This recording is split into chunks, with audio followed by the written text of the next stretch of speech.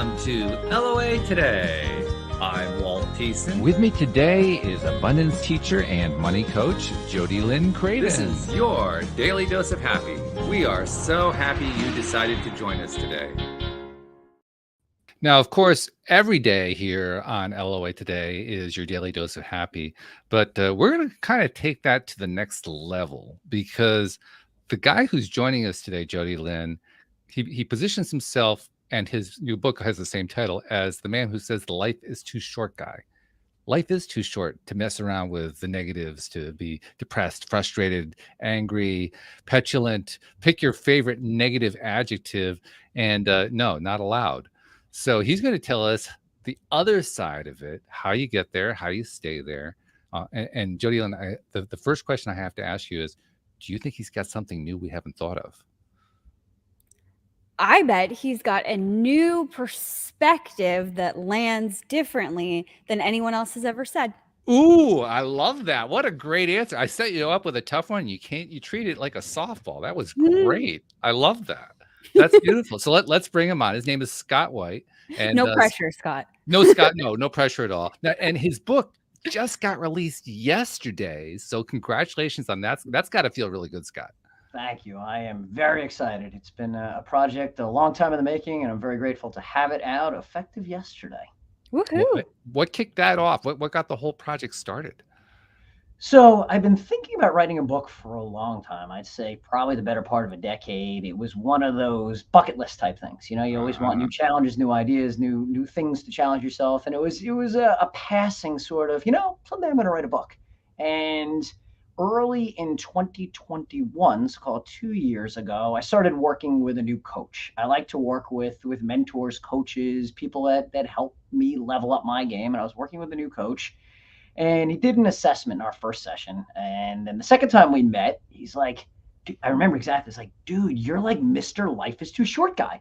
Everything is get it done today, rah, rah, live in the moment, enjoy life. Like it's fascinating. And it sort of hit me as, yeah, I know, but I never thought of Mr. Life is Too Short guy. And so that night, again, this was 2 years ago, I mentioned it to my wife, like, I met this guy, Kevin, today. And actually, it was the second time I met him, but I talked to Kevin today, and he called me Mr. Life is Too Short guy. And she's like, yeah, I can see that. That doesn't surprise me. Now, I've been with my wife since high school. I'm very grateful and fortunate. So if anyone knows me, so she says to me, she's like, maybe that's the book you wanted to write. I looked at her like, the heck is that book going to be about?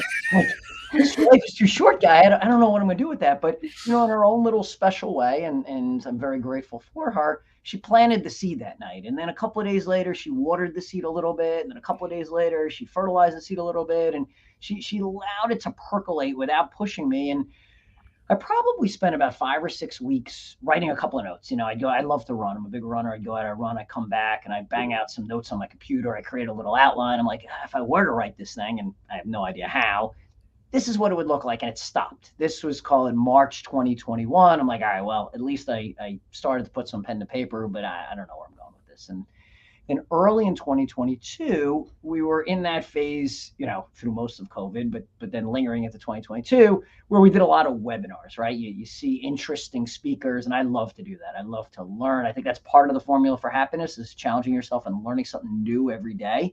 And I saw a speaker by the name of Eric Custer, and Eric is a professor at Georgetown. He's an entrepreneur, and he created a course years ago at Georgetown in the MBA program where he taught people how to write books, how to position books, how to price books, how to build a business around writing a book. And then he saw the opportunity to open up a course to non-Georgetown students, i.e. me, to how you write a book. So I did a call with Eric early in 2022, a year ago, and he's like, so, we do an introduction. It's like, what are you thinking? And I didn't know what I was thinking. I for my day job, for my full-time job and my commitment, I am the CEO and chairman of a public real estate company. That's what I do. That's what pays the bills. And I said to him, I'm like, look, I'm really enamored and focused on culture and building teams, and I've written a little on it. So maybe I'll do that. And then, Eric, I got this idea. I don't really know. It's life is too short, guy. Live in the moment. Make the most of every minute. You only have so many minutes. Be positive, be grateful, be happy. And he's like, that's your book. And I'm like, Eric, I guess, but what's the book? He's like, don't worry. I could see you talked about HR and culture and blah, blah, blah. And then you're like, and passion and energy and excitement and life is too short. We'll figure it out. And Eric and his team guided me through the process all last year with a course and then editors and a publisher. And effective yesterday, January 10th, I am a published author and it's available on Amazon and Barnes and Noble. It'll be in stores soon. And that's the journey. It's been a wonderful journey. And that's exciting too. I mean, we've both been there. We know what it's like, especially with that first book. And when it first comes out and it's first, like, there's all these different thoughts going through your mind, like, oh my God, is anybody going to buy this thing? Yes. Like, yes. Yeah. Well, even before that, forget about buying. I was like, is anyone going to care what I have to say? yeah. Like, you know, that proverbial imposter syndrome that, all right, well, other people know how to do this, but I don't know how to do that. And I dealt with that early on. I'd say February, March, I was like, you're not qualified to write a book. I mean, I love writing, but the writing is the easiest part. The harder part was figuring out how to make the concepts actionable, I really, really, really want people to take the book, hear the message, and live a better life. This isn't about selling books. It's about getting people to embrace the message of happiness, much like what you're trying to do with the podcast. Make every day in fact, I didn't go on to tell you sort of one of the taglines for it is strategies to make every day the best day ever. That's my goal. In fact, here's the book, and you can see the subtitle right there, Strategies to Make Every Day the Best Day Ever. I think we each have the ability to make every day the best day ever. And some people have challenged me saying, come on, Scott, I mean, you got married, you had kids, like today's the best day ever. And I'm like, why not? Why not? It's all about perspective and attitude. I wake up with the opportunity to make today the best day ever. Can every day possibly be the best day ever? No. By definition, every day won't necessarily be better than the prior day, but I got a shot at it every day, and I want people to believe that. Mm-hmm. I'd even argue that every day is the best day ever. I like your original premise. And the reason I would say that is I can't do anything about the past days. Fair. Like them or not, I can't do a dang thing about them. They're gone. The only thing I can do anything about is today. So what's better than the day you can actually do something about? I think that's fair. I think that's fair. And I think memories are kind of fickle. So the bad stuff seems to get worse as time goes on if you allow it with that perspective, but also the good, like something that was, you know, so sweet and amazing. Like we over dramatize it, like make it dreamier and sexier than ever before. But really, was it in that moment? What did it feel like in that moment? And can you bring that to today? Absolutely. I agree with that 100%. I would even take that a step further.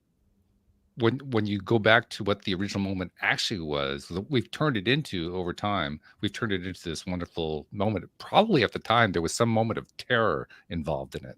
Yeah. Otherwise, we wouldn't have this really positive association with it. Now that's part of the vulnerability of the emotion of the moment that you're in at that particular time. Like, oh my God, I'm living it right now. Absolutely. And maybe you even watched it go by and didn't realize how monumental it was until it was over. Yeah. You know, like that's the moment I fell in love. Could be. Could be. Well, that's what I'm trying to encourage people to do is recognize those moments real time. Recognize your life as it's flying by because it's not slowing down. Yeah. Just gets faster and faster. That's part of the concept. Again, going back to the book, if you look at the visual on the book, it's an hourglass. And one of the concepts I talk about, there's sort of 10 core principles. One of them is minutes matter. And I talk about the fact that you only have so many minutes in your life and we take them for granted. And I do this little math equation that whenever I walk people through it, they always say, I can see the light bulb go off when I do this. And I say, look, when you're born, you can put in any assumption you want, but just to humor me, and I talk about this in the book, you're going to live about 80 years, plus or minus. Life expectancy is about 80 years. 80 years translates into about 42 million minutes, plus or minus. Now, just drawing a line in the middle there, and anyone listening to this or watching this can adjust their own math. But for me, just keeping the math simple, if you're halfway through life, plus or minus 40, you got 21 million minutes left. By definition, you're probably going to sleep about a third of those now. You're down to 14 million minutes. Likely, sort of as you're in the final years of life, you're not going to have the same physical and maybe mental abilities. It's just the reality. I want every day to be the best day ever, but you got to realize that as you get older, things get a little bit more challenging later in life. So you make an estimate, you lose 1 million or 2 million minutes. Well, by the way, you're 40 years old and you got 12 million minutes left. What are you doing with them? And I don't make judgments at all about what you're doing with them. Happiness is defined by each person individually. And if for you, sitting around and watching TV all day is how you're living your best life and your most fulfilling life, awesome. What I think, and my message to people is, be thoughtful about that. Be proactive. Don't sort of reflect back and be like, I don't know what I did today. I don't know what I did this week. I don't know what I did this month. I tell people to picture a barrel, right? You could picture whatever barrel you want. For me, it's a wine barrel, but you picture whatever barrel you want. And in that barrel are the minutes left in your life. And you could use whatever image you want. For me, it's gold coins. And whenever you're doing something, whatever it is, for me, I'm talking to you right now. I'm reaching into the barrel and I'm grabbing minutes out and they're coming out of the barrel. What I caution people about is the leaks in the barrel. What happens when all of a sudden you look in and you're like, whoa, where did all those minutes go? What am I doing with my life? Those are the types of messages that I want people to reflect on and be like, you know what? I'm going to be thoughtful, proactive, and use my minutes for things that make me happy, for things that make me fulfilled. What those things are is up to you. Wow. That's a great point. That is a powerful image. You know, the barrel with the gold coins and like imagining yourself taking a gold coin out or multiple gold coins out for these moments that you're in. And that's wow. And you can't put more coins in, unfortunately. You don't have the ability to put more coins in. And by the way, you don't know how many coins are in there. So maximize. And that's why for me, they're gold coins, because minutes are precious and not enough people focus on that. Every day I think about, what am I doing with my minutes? If there are things I'm doing with my minutes that aren't adding value to my life, that aren't making me happy, that aren't making me feel fulfilled, then stop doing those things and find things that way. Again, the gold coin image. I'm like, wow, that's a good use of that coin. Look at that coin. That's a good one. For me, spending this time with you, I'm grateful. I'm so happy you invited me to be on this show. It's a wonderful opportunity. This is a good use of those gold coins. It's funny, as you were describing that metaphor, I had Frank Sinatra singing My Way in the back of my head, singing the verse where he says, regrets I've had a few, but in the end, the final curtain. And I realized there needed to be another line that wasn't there that says, joys, I've had a bunch of those too, and they're the ones that I focus on. And that's what you're talking about. That's exactly right. That is well put. Well put. I may steal that concept for the future. Well, I always like flipping things around. We human beings have a tendency to express things in the negative. Even when we're talking positive, we still express them in the negative, which is kind of odd, but that's what we do.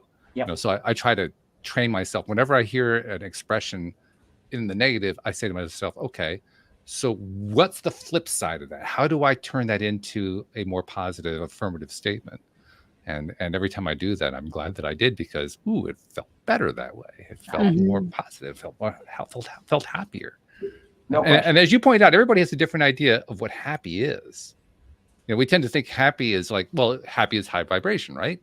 Happy is, you know, that's that upper level up here that we're all aiming at, but it's going to be different for every person. That's really an odd thing. That's exactly right. And I don't think anyone should judge what defines happiness, what defines success. Each person has to do that for themselves. And I'm careful not to make those judgments. I just encourage people to think about. So I think we could each define for ourselves what makes us happy and what doesn't, when we're feeling happy and when we're not, when we're feeling fulfilled. And one of the challenges, the metaphor, the concept, life is too short, is don't waste more minutes doing things you don't like, and start using minutes to do new things, to do things that maybe you've been afraid to do. Now's the time. Today is the day, literally on whatever, January 11th, today's the day to say, you know what? I'm going to use my minutes to, you fill in the blank. I was also thinking, as you were describing this concept, I was thinking about what I was working on earlier today. And it was a task I really didn't want to do. It wasn't fun. It was pretty challenging to have to even face doing it. I finally sat down and I started to do it. But as I was listening to you, I thought to myself, what if I had found a way to flip that around? What if I had found a way to flip it around and find the joy in that thing that I was already thinking about in terms of, oh God, I really have to do this thing? Look, no doubt. So I've talked a lot about kind of minutes matter and the concept of time is waning, but the foundational principle of the book, the starting again, I said there are 10 principles. The first principle, the most important one, is what you just talked about. And that's attitude is everything, the power of positivity. I challenge people to view the world through a different lens, to have the ability to find the good in almost anything. And I say almost, and I almost want to remove the word almost, because I think there are opportunities to find some positive in any set of facts. And I talk a lot about that in the book, both personal stories and stories of other people that have had major setbacks, major epiphanies, major aha moments, and what happiness and gratefulness and lessons learned they took away and I took away from those situations. Because even in the worst of times, there are opportunities to one, learn, and two, to find positivity. As you just said, well, what if I looked at what I was doing instead of this is a grind, this is awful, I hate doing this, as wow, I'm learning, I'm practicing, I'm improving, I'm whatever words you come up with as a perspective for viewing the world. And what I was actually working on, Jody Lynn is aware of this, listeners are aware of this, but you aren't, because you just met me today. But I'm in the midst of a divorce. And what I was working on today was divorce paperwork. And let me tell you, that is not fun. That's probably on par, maybe even below going to the dentist. I mean, it's one of those things you really don't want to have to do. But as I got myself to start doing it, one of the ways I got myself to start doing it was the realization that, well, once I get past the divorce, everything's going to be better. So this is actually helping me get to a better moment. Of course. Yeah. It's the next chapter. It's a learning experience. It's wow, I'm grateful I have the intellectual abilities to do this paperwork, because how many people might not be able to do it? How many people might not be able to get out of bad relationships because of whatever their circumstances are? No judgment on whatever your relationship is, but you are in a position to turn the page and move on to the next chapter. Wow, that's awesome. Like, that's amazing. You had the opportunity to do the paperwork today, because now you're on to the next thing. Great. This is a great day.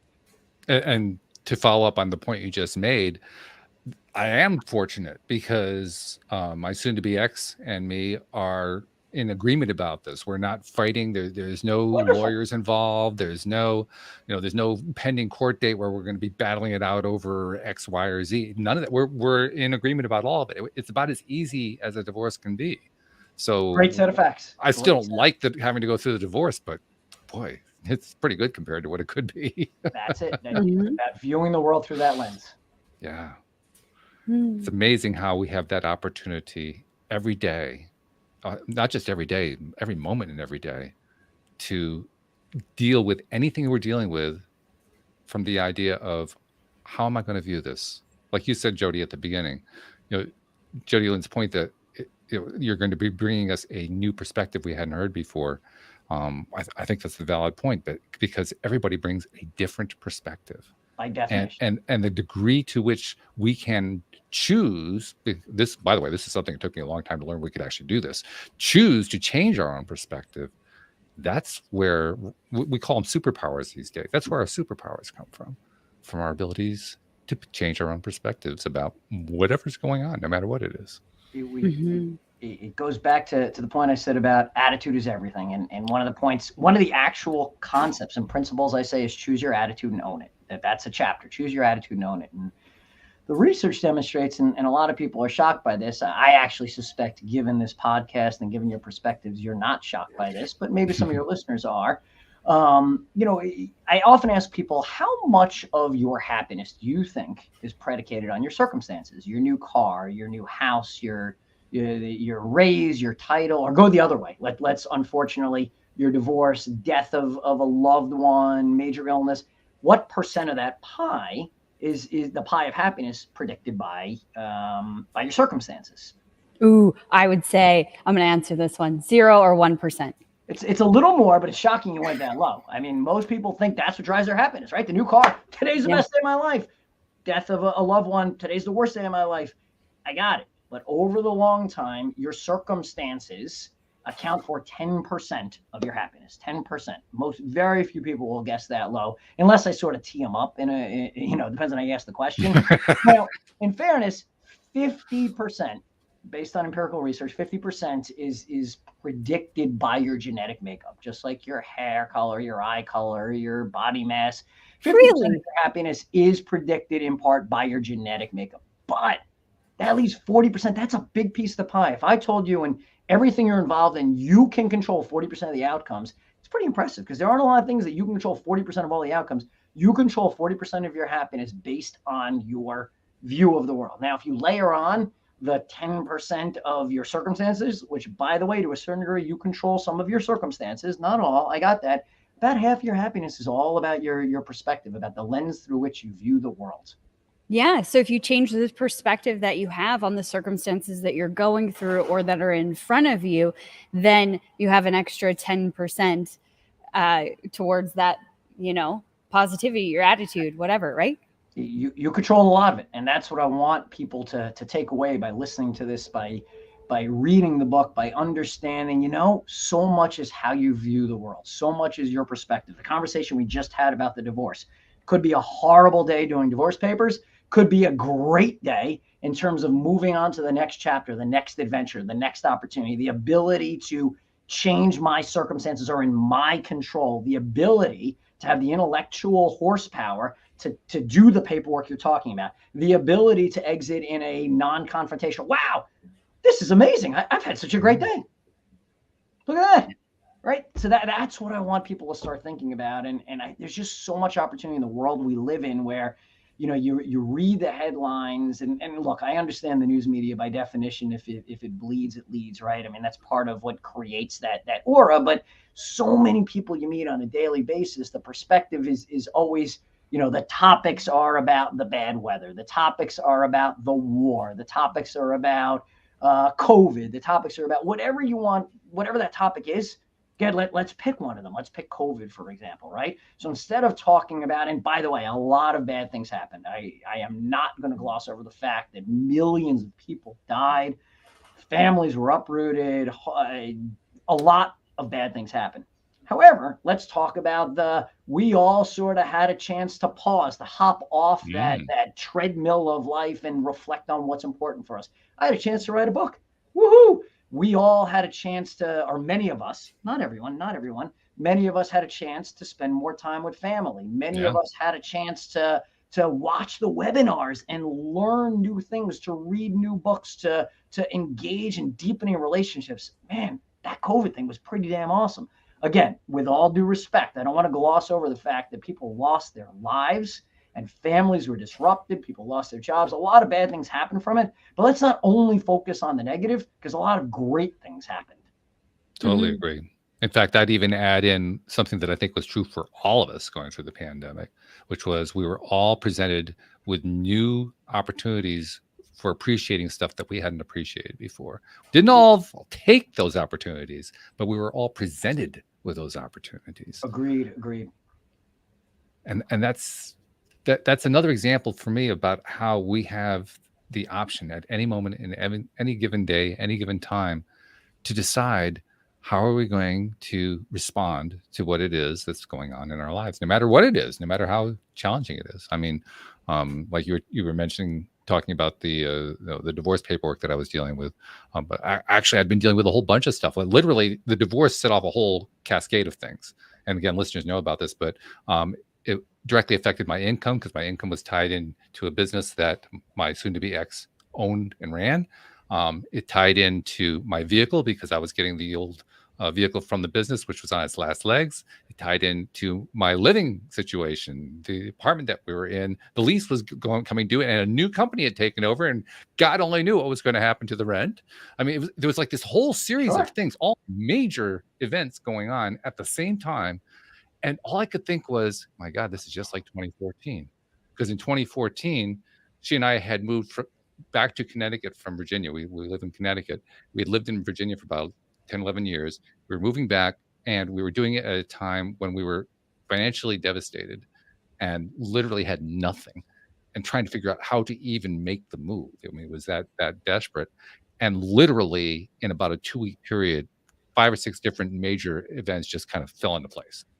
And it was a source of amazement. And as I was going through this, I thought to myself, my God, this feels exactly like 2014. It feels like this. I mean, the issues are different, Right. but it feels exactly the same. All this chaos going on, all this crisis going on around me, and I see all these plates up in the air, and this time around, I'm saying I have no idea where these plates are going to go. I New have no control opportunity. over these plates. They could just smash to the ground. I don't know what's going to happen. But I do know this. I went through this in 2014, and I know in 2014 I was taught you just trust and things are going to work out. And you know what? Those plates have settled down. They didn't come crashing down to earth. They actually create a nice, neat pile next to the sink to be cleaned. I mean, it was just that's the way it's playing out. Now, why did it play out that way? Well, because I decided it was going to play out that way. Because I set the mindset. And so once again, we come back to that mindset piece, which I think is really at the root of what you're talking about. What's your mindset going to be when it comes to your own happiness? That's right. That's a big part of the message. Not the whole message, but that's a big part of the message. The foundational principle. Yeah. Because without that foundation, you can't build. That's right. That's exactly right. That's why it's the first two chapters. First two chapters are attitude is everything, the power of positivity, and then choose your attitude and own it. Principles 1 and principles 2. So Jody Lynn. Oh, go ahead. No, go ahead. I was just going to say, I like how you phrase that. Choose your attitude and own it, because it's empowering. Whatever the attitude is that you want to choose right now, own it. You know, if you want to have a shitty attitude, own it too. If that's what you want to choose right now, own it wholly and completely, and make it your own, whatever it is. And I think I would add in there too, that you can choose again if that one didn't work so well. There's an unlimited amount of choices. That's right. Inside of the moments that we have left. That's absolutely right. Every day is a new opportunity. You know, one of the concepts I actually wrote an article about is that we spend so much time focused on things like New Year's, right? New Year's is a new year, or a new academic or school year. But every day is a new opportunity. I mean, you could really say every minute's a new opportunity, but every day you wake up and you choose your attitude. You have an opportunity to change your life. You don't have to wait for some artificial, all right, January 1st is going to be a whole new year, a whole new world, a whole new me. But what about January 11th? What about January 28th? What about March 4th? Any day can be that day where you're going to choose your attitude and own it. And you're going to explore new opportunities, and you're going to do what makes you happy. Don't create an artificial date. Make it today, because you don't know, again, going back to the barrel, you look in the barrel, you're like, looks like there's a lot of minutes left, but you don't know how many minutes are left. So make today that best day. Mm-hmm. Jody Lynn, you're a coach. You help people, particularly with their financial situations. And I'm wondering, I know we've talked about it in the past. I know we've certainly danced around this quite a bit in the past, but specifically what Scott's talking about literally choosing to be happy at any given time. How much does that play into your coaching practice? 100%. Because I think that people are so fixated on it's my circumstances. So the amount of money and the things that I have that will make me happy. And then we go on this, down this rabbit trail, chasing our tails to get more and more and more things. And then, you don't feel satiated or whatever, or you just want more. That's not good enough. And I want more, and I want more, and I want more. And that's a huge part of my teaching, is that you can look at somebody who has a lot of money, and happiness is not absolute, meaning not every single person in the world who has money is gloriously happy and joyous and blissful. That's not absolute. So it's not the money giving the happiness, it's you choosing the happiness. And when you're in that frequency of love and joy and bliss, money is attracted to that. So you're actually going to get more opportunities to have more money flow to you. So it's the opposite of what people are thinking. So it's huge. I like to, in light of what you just said, or consistent with what you just said, I tell people to think about the formula that we all sort of follow. And other people have said this. This is not my unique idea. I'm just using it of we all work really hard to find success, which leads to happiness. Wrong. It's the wrong formula, because exactly what you just said, we get on that hedonic treadmill and we work hard to find success, to work harder, to find more success, to work harder, to find more success. And the goalposts just keep moving further out. And you're like, well, what the hell am I going to be happy? What if you started with, change the formula, right? A plus B equals C, change the formula to, I'm going to be happy today, which will lead me to find things I'm passionate about, and I will work hard, which will translate into success. However you define success, it doesn't have to be anything to do with money. Success can very well be a philanthropic, I'm going to cure or help reduce homelessness in the world. Okay, let's stay away from money. Well, instead of working really hard to put people in homes to be happy, what if I'm happy to have the skills, the wherewithal, the intellectual ability, the fill in the blank, whatever it is, to figure out how to alleviate the homeless issue, to put people in homes, permanent homes. I just picked that as a random concept. That will make me happier. It's about changing the formula instead of chasing that happiness that never happens. Yeah, absolutely. And these objects, it's so funny because I did exactly that, waiting until I could buy this new car or I'd get to this new promotion level or whatever, and then I will be happy. And it was so frustrating because I wasn't. Right. Because I wasn't happy. And further to that, I didn't know that I was unhappy. And that sounds really stupid, but I didn't know. And I think there's a lot of people who are just stuck on that treadmill chasing things that they've never stopped to ask themselves, does this actually make me happy? Right. And multiple times in my life that's happened where I've had a hard stop and had to evaluate my life. But 2020 was one of those examples. Like, am I happy going to the office every day? Right. Does that make me happy? No, I actually don't like it because I really like having a full kitchen right beside me because I like to eat. So I can make whatever I want. And I often would forget my lunch when I'd go to the office, and eating makes me happy. So being at home and working from home creates more happiness in my life because I have a kitchen here. I love it. It's Perfect. so simple, but something I never allowed myself to choose before. I have a brokerage business and then I have the coaching business, but the brokerage business, it was all be the first in the office, the last to leave. You got to be there all the time, making calls, doing things, so I would rush to get to the office in the morning and I would be there 12, 14 hours a day. And it was the first time, not the first time, but really the first time that I reflected as deeply as I did in that moment. Like, does this really make me happy to do it like this? And what could I choose instead? Well said. Well said. Thank you. It's all about the choices. It's all about the choices. It's about the choices. Be proactive and make those choices deliberately. Don't let life pass you by. Yeah, and don't let somebody else choose for you. Just because this is always something that I'm, kind of harping on, is we just get stuck in the box that everybody else has created. It's got to look like this. Who says? Well, they say. Who's they? Does it really matter? And if it's against your happiness, like doing it this way, it's going to create more frustration. It's going to lower your vibration, which is going to make everything harder anyway. So why don't you just do it the way that makes you the happiest? I think they have a lot to answer for. Yeah. I agree. They always get it wrong. I don't understand why we keep referring to them with reverence when they are usually messed up. Yeah. But that's my way of finding the happiness. Like, I just laugh at that craziness. You just gotta laugh. Look, and laughing is another concept I actually talk about in the book. So one of the things I talk about. So one of the principles is funny things are everywhere.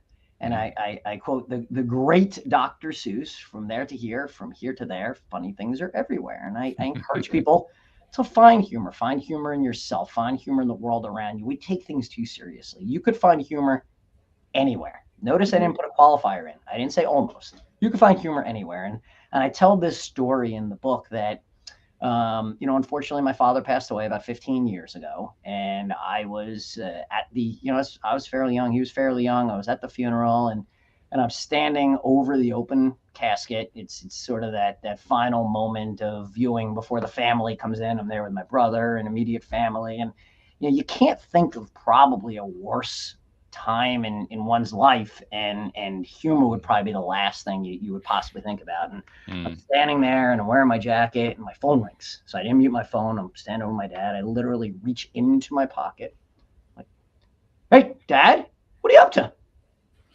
The people around me just burst out laughing. Again, Why be so serious? Is it so awful I mean, he wasn't fussed at all. I assure you, it didn't bother him at all. No disrespect.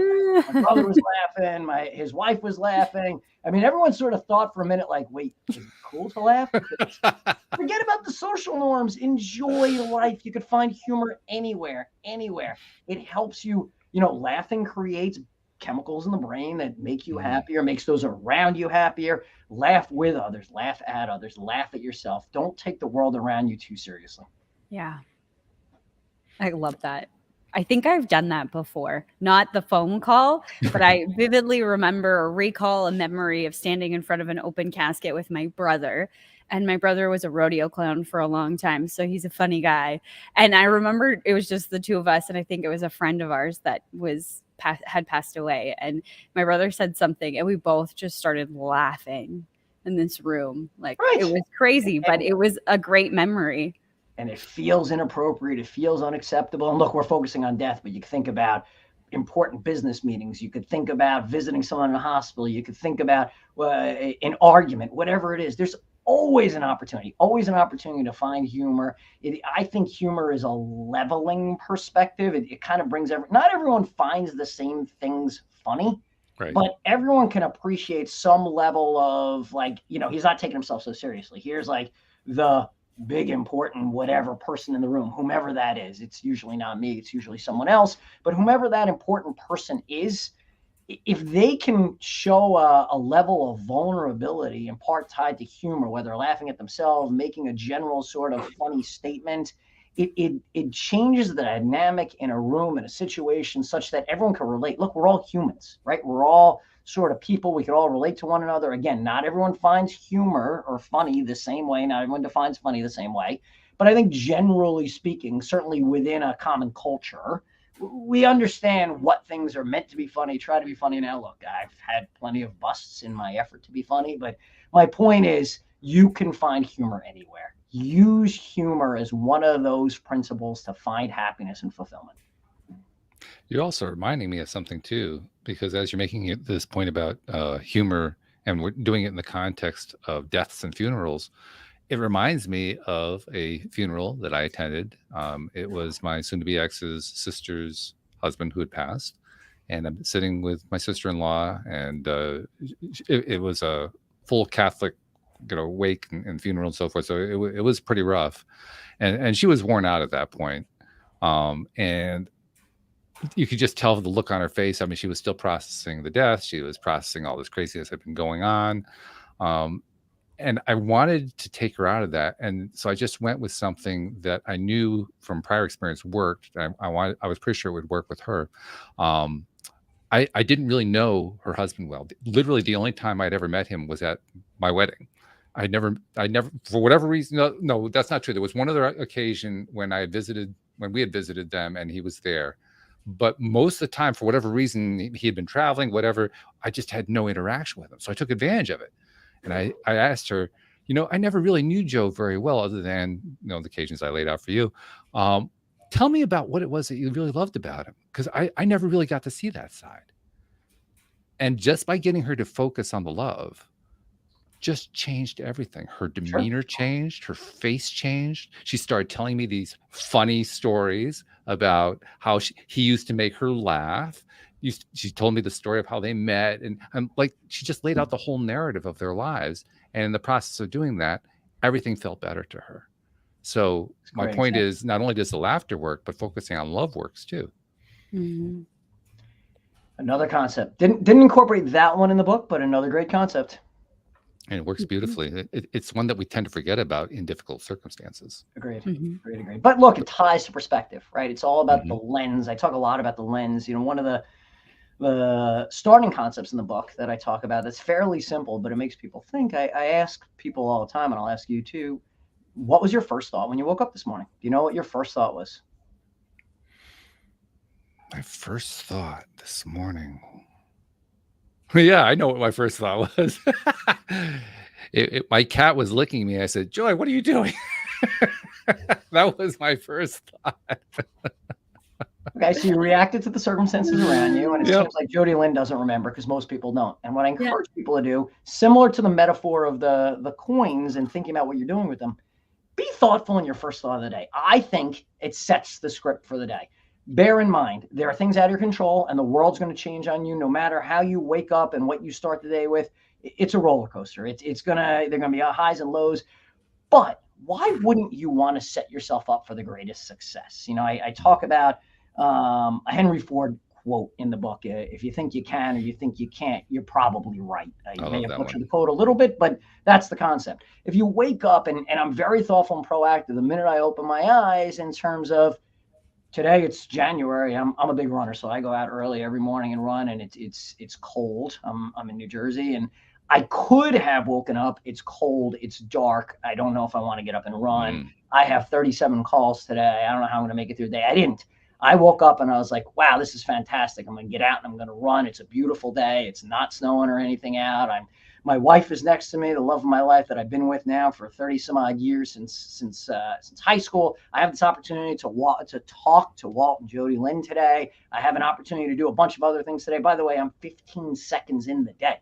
15 seconds in the day, and already I'm like, it's going to be a great day. What? Again, things happen, life changes, but had I woken up with that one, either the melees, the grogginess of, what day is it? I don't even know where I am or who I am, or oh God, I got to talk to so-and-so, and I got to do this, I got to do that. I'm setting myself up for, I think, greater failure, greater negativity, less happiness. By being proactive and thinking that first thought, boom, today's my day. It's going to be amazing. I think I have greater success throughout the day. Yeah. Well, your energy is flowing to where you're thinking, where your attention is going. So you focused on all the things you're excited about and had that perspective that these were exciting things instead of overwhelming or uncomfortable or whatever they could be. Oh, it's too cold, all of that. So it makes total sense that the rest of your day would follow the same pattern either way. It's my goal. It's one of my tips in the book. Be thoughtful, proactive, and deliberate in your first thought of the day. You have one chance to start the day right every day. Do it right. I'm trying to remember who it was. It's an author coach. I think it was one of the presenters in the movie The Secret, but I don't remember which one it was. And what he said was that every morning when he gets up, as he puts his feet on the ground, with the first foot he says thank, and with the second foot he says you, and that's his pattern every day. Thank you, every single morning. Wow, that's beautiful. I think that's wonderful. It's thoughtful, it's proactive, it's deliberate, it's setting the right tone for the day. Whatever it is, whatever your sort of process is, but I challenge the listeners to be thoughtful, be deliberate, be proactive, be positive. Something that I think I want to incorporate throughout my day. I have like on my big computer screen at the bottom, I have sticky notes, and the sticky notes are like on the bottom, like stuck there. And I have two. One says, I'm the luckiest woman in the world. Everything is always working out for me, as a reminder that I am. And number two, the second sticky note that's on my computer, actually there's three, but the second one is a list of all of the desired emotions that I desire to feel, as a reminder that that's the most important thing. And then the third one is a love note from my husband. But I think taking one of those sticky notes and putting it, beside my bed is that reminder of, whatever, being thankful, grateful, whatever the note is, just as that reminder as I wake up and put my feet on the floor. That'd be amazing. Look, it's a great concept. It's amazing. It's one of the other concepts I talk about in the book. It's almost like you read the book already, which I know is impossible since I released it yesterday. But I've already covered a couple of chapters. One of the other chapters is called "Little Things Make a Big Difference." So the concept, the idea is, you don't have to change your whole life, your whole perspective. We're not going to move mountains. We're gonna create small opportunities to live a better life, and within little things make a big difference. There are a couple of concepts, but I'm going to go right to the one that you just talked about, is we need little symbols and reminders, whatever that is. And I talk about someone in the book who actually tattooed something. He lost his wife, and he tattooed a quote of hers that when he looks down his computer on his wrist, it reminds him. Now, look, I'm not suggesting everyone needs a tattoo, but that yellow sticky note, for me, it's a poem. I have a little poem. I'm looking at it right now, right next to my desk. It's called "If I Knew." And it reminds me sort of, if I knew today could be the last day, blah, blah, blah, you go on through it. And I try to read it every day. Maybe it's a picture. Maybe it's a t-shirt or a mug, right? People are like, cheesy mug saying smile or be happy. No, actually it works, because sometimes we need those reminders. We get caught up in the daily grind. We get caught up in the chaos. We get caught up in the boom, boom, boom. And all of a sudden you look down, and to your point, Jody Lynn, you see a couple of words of reminders, and you're like, yeah, that works. And by the way, for that one little smile that you just made, bam, already it's a better day. And that's part of my message and my goal and my mission, is to make the world happier one smile at a time. Look, we're not going to walk around smiling 24/7, but if you get in another 2 or 3 smiles an hour, bam, it's a better day. Yeah, there's no doubt about that. I don't remember exactly what the numbers are, but somebody actually calculated that every time you smile, you send X amount of dopamine into your nervous system.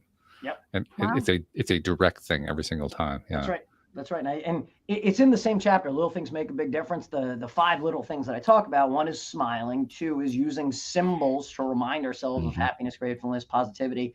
3, similar to smiling, it's been empirically demonstrated that singing, whistling makes us happy, creates chemicals in the brain. So you'll find me at random times whistling, singing. By the way, horrible singer. Even worse, I don't know any of the words. My family would say, "Why don't you make up all the words?"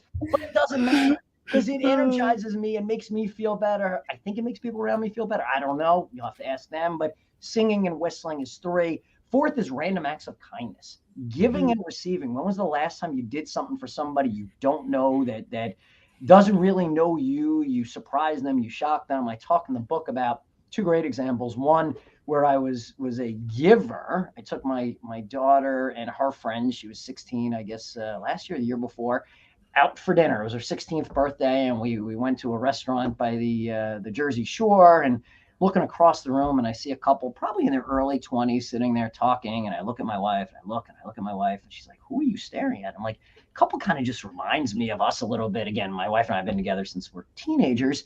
And I call over the waitress. I'm like, "When they're done, give me their check." And they gave me the check. I put the credit card down, paid. She went and told them, which I actually didn't even want her to do. I wanted it to just be left anonymous. They came over and could have been, you would think I bought them a house. They were so grateful, so happy, made me feel so good. My daughter and her friends are there. Everyone sees it. It's I bet it costs $75. We're not talking about sort of moving or changing the world with the investment I made. Random acts of kindness. I talk about another story in the book that Wait, I want to stop you for 1 second. Yeah. You said it's not changing the world, but I disagree, because I think that it is, because you made a lasting impact on that couple that they will never forget for that $75. The amount of love that you poured into them and the ripple effect of that is worth an exponential amount more than $75. And the story. I mean, how many times are they going to tell that story? Yeah. There's your ripple effect. I have no idea who they are. I've never seen them again. I couldn't even tell you what they look like. If they were on this call right now, I'd have no idea. And that's the beauty of it. That's the beauty of it. I have another example I talk about in the book where I was a recipient. It's just an amazing story where, so I mentioned a few times now, I'm a runner. I love to run. It's my hobby. It's my passion. And about 16 years ago, I signed up for my first marathon. I'm going to run the New York City Marathon. And when you sign up for a big marathon, you're supposed to give them a projected time. I have no idea. I'm like, I don't know. I've never run a marathon. We'll go 4 hours. I have no idea. So I submit the thing at 4 hours, and then I start training. I get serious. I run a half marathon in under an hour and a half. I run a half marathon under 90 minutes. I'm like, look at me. I'm like a world-class runner. So I show up to pick up my packet at Jacob Javits Center, where you get your marathon materials. And I go and I tell this woman, look, I submitted for 4 hours, but I think I'm going to be under 3 hours. You got to change my corral where I start. And she's like, "Sir, there's nothing I can do." I'm like, "Oh, no. You don't understand. I'm going to go under 3 hours. You have to put me in another spot." She's like, "There's nothing I can do." I'm like, "Somebody in Jacob Javits, there's probably 20,000 people there. Someone can help me." Sends me to a room. I go in. There's this tall, lanky guy in there, and he's dealing with like the elite runners. I walk in. I start telling him I got my proof of whatever. Start telling him. He doesn't care. He's like, "Just give me your number." He stamps it. He's like, "This will give you access to the club running area." I show up on race day, and I am a few feet behind the pros, literally behind the pros. First marathon, I go out like a rocket. I'm gonna 3 hours easy. first mile, I'm crushing it. 10K, I'm crushing it. Halfway through the marathon, I'm like, that old lady is coming to get me, isn't she? I get to mile 20 and I can't even feel my legs anymore. And I know that lady is laughing at this dumb. Anyway, get to the point. I get into mile 24. I'm in Central Park. This is my first marathon.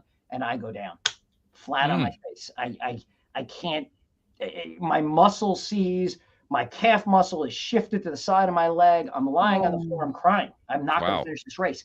Somebody comes up behind me, taps me. Are you okay? I'm like, I'm not. I can't stand up. He's like, no, you're just cramped. No idea who this person is. Comes around the front of me, puts his arms under my armpits. By the way, I'm disgusting. We're 24 miles in. Lifts me up. I still don't know what he looks like. I've never seen this guy. He's like, we're going to finish this. We ran the last 2 miles together as he encouraged me across the line. And to me, it was one of the greatest random acts of kindness anyone's ever done. No idea who he is.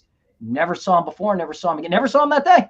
And it's just sort of examples like that. Little things make a big difference. Random acts of kindness. The last little thing make a big difference. Celebrate. We don't celebrate enough. Celebrate small things. Celebrate everything. That whole sort of concept, people are critical of, everyone gets a trophy. Fantastic. Everyone gets a trophy. That's fine. Celebrate small wins. Yes, we need to recognize bigger successes. I hear you. But small wins, celebrate. That's the little things make a big difference. Yeah, the people who complain about everyone getting trophies, I understand what their perspective is, but the question I have for them is, are you encouraging people to celebrate even if they don't get to the trophies? Because if you're not encouraging people to celebrate regardless whether they got the trophies, what's the point? Mm-hmm. Fair enough.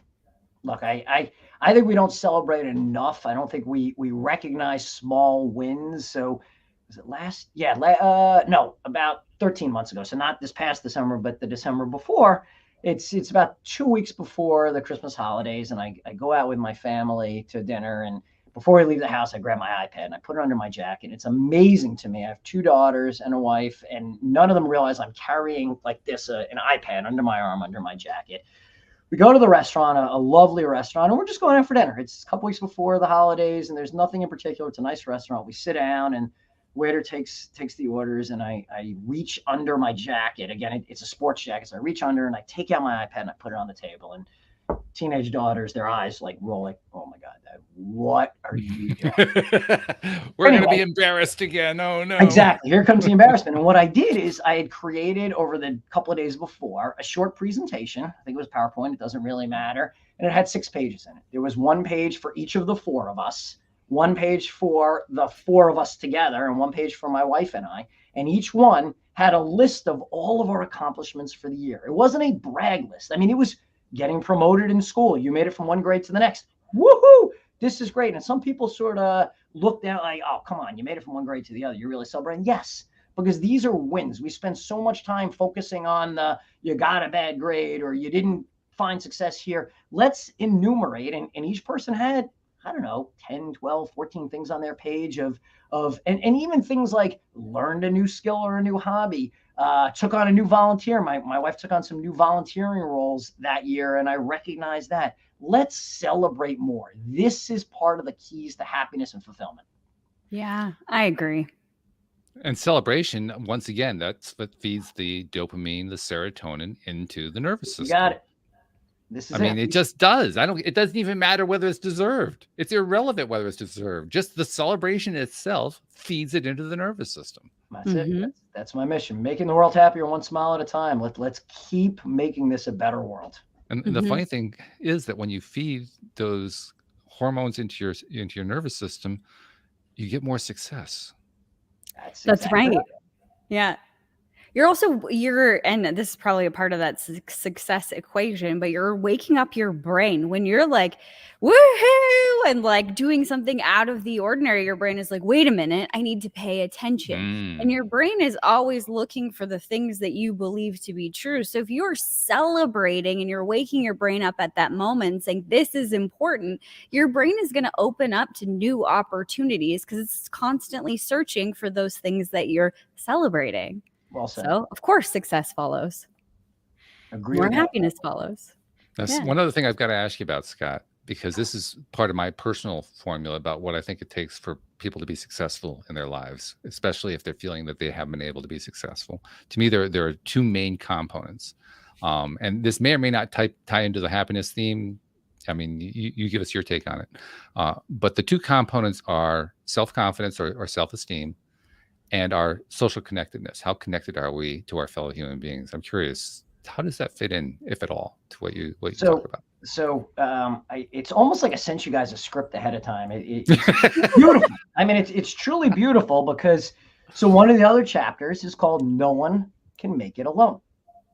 And it is very much tied to the power of social networks, the power of belonging, the power of interacting with others. And I talk a lot about in the book the Harvard study on what makes a good life. I don't know if you're familiar with it. There's a book out, I think, yesterday as well, that is the most recent iteration of it. For your listeners, the study started in the 1940s with a cohort of 256 Harvard sophomores. And then a few years later, 450 Boston area inner city youth were added to the study. So over 700 people were studied over the course of their lives. And it's still going on today. This is the longest running study on what makes a good life. It's 80 years now old. And they followed people on, they interviewed them in terms of their physical health, their mental health, their family health, so many different metrics and wide range of people in the study. By the way, there's a former U.S. president that was in the study. There are some people that ran for Senate. There are award-winning journalists and musicians. There are also people that committed suicide. There are people that have dealt with depression and addictions. Anyway, what's the punchline? What's the takeaway? The takeaway from it is what makes a good life. The greatest indicator of what makes a good life is social interaction, the strength of social relationships.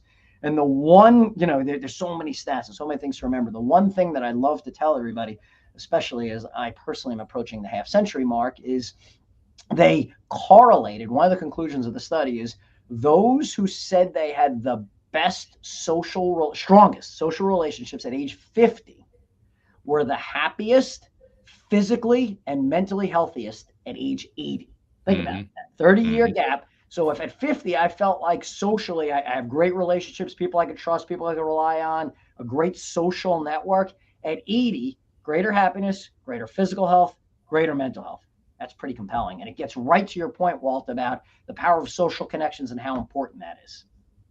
It reminds me of another Harvard study. Oh, actually, it wasn't Harvard. It was a study conducted by two schools. I can't remember which schools they were, but they had found a collection of journals that had been kept by novitiates studying to be nuns in the late 1920s, early 1930s. Okay. And the journals were basically written in response to an order from the head of the order saying, essentially, write about who you are and where it is that you're hoping to go as you study to become a nun.